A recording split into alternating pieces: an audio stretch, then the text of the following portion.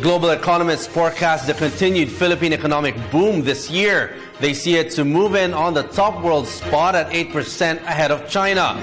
Based on the Bloomberg survey for February 2015, China is the fastest growing economy in the world with 7%, with the Philippines in narrow second place at 6.3%. But while China is experiencing slower growth, the Philippine economy is booming. More from Freddy Bando.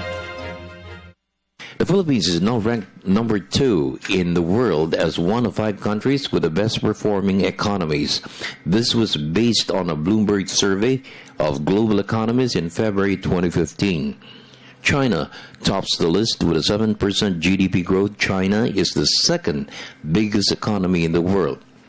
The United States continues to dominate the charts. The Philippines registered a 6% GDP growth. The emerging economies of Kenya, India, and Indonesia complete the top 5. For 2015, the country is projected to be the fastest growing economy, pegged at 7 to 8%. Our average performance for the last 5 years is we know that the best in the emerging countries, the major developing countries of the world. And that is supported by sound macroeconomic fundamentals, and that's really the one that has excited a lot of observers,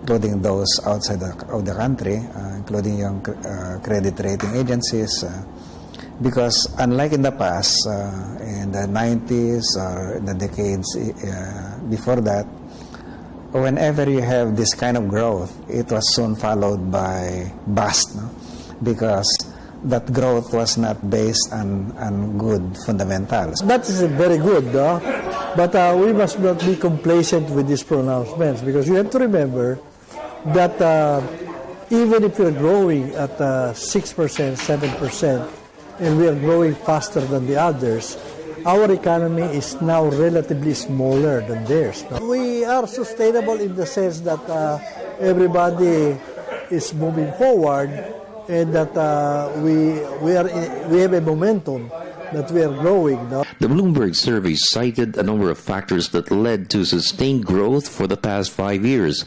The more proactive and praiseworthy progress in the fight against corruption at different levels of government and society.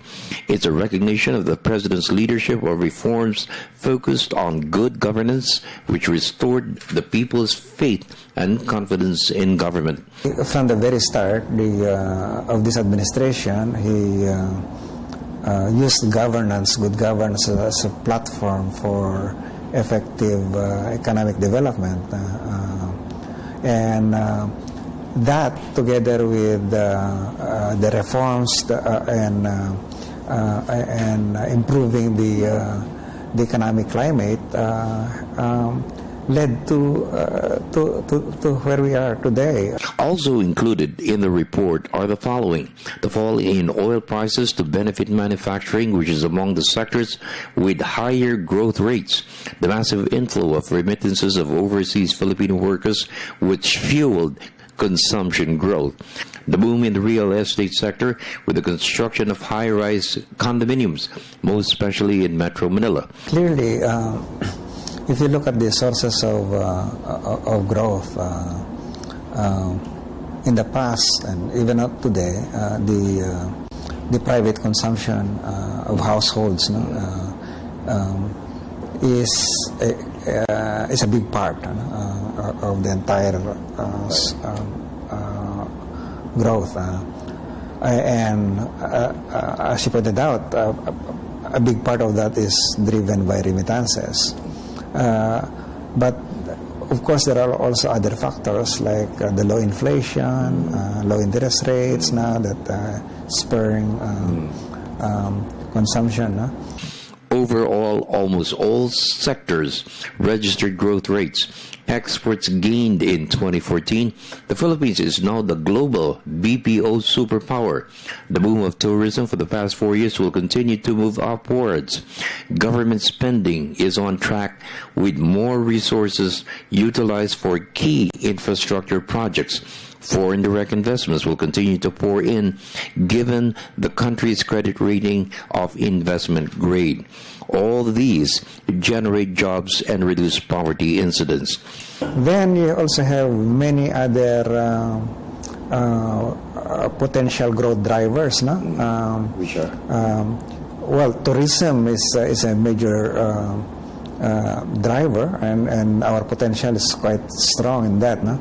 Especially that our neighbors are also growing very rapidly, no? Indonesia, Malaysia, not to mention China. These become major travelers, tourists in the coming years, and we should be ready for that. Of course, the IT, BPO, business process management will continue to be a growth driver, especially as we address the constraints on power and infrastructure. Even infrastructure and logistics itself, no? This is going to continue to be a major source of growth for the many years to come, because the backlogs in our infrastructure development are quite large. So, however, a key concern has been expressed on the impact of climate change to agriculture.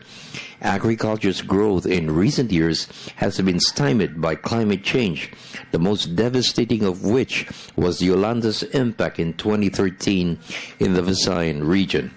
Government should pay attention to this very, very seriously. Okay, the right infrastructures related to adaptation to climate change should be readily available.